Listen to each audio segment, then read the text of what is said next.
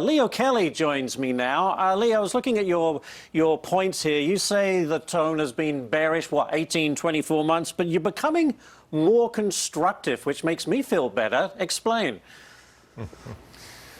Well, bear markets have a way of correcting themselves via time. We've been in this bear market for quite some time now. We've had two legs down. We continue to believe there will be continued volatility in the first half of this year.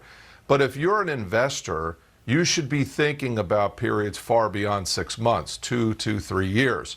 And as we get through this next wave and the Fed finally gets on top of inflation and starts to slowly terminate this constant rise of interest rates, then what we're going to see on the other side is an equity market that has been repriced cheaper.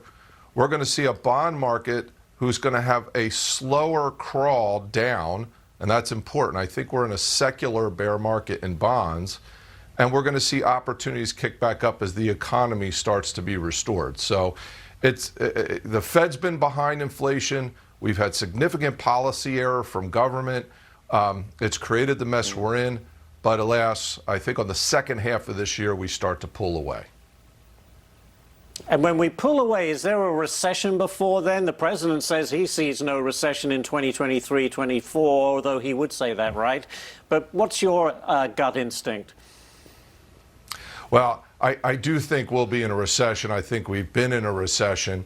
Recession is being defined rapidly based on, it used to be just 2 down GDP quarters. Now we're starting to throw other variables in it. Yes, I think we'll see a recession. But again, I'll reiterate that the markets tend to price what's coming in front of us, not where we are at the moment. So I think the markets have already looked at this economy as if there's a recession in place. I think it's important here to remember, if you're an investor, that what we've just gone through is the greatest economic anomaly maybe in the history of man. We shut down a $20+ trillion economy just in the U.S., and we did it around the rest of the world.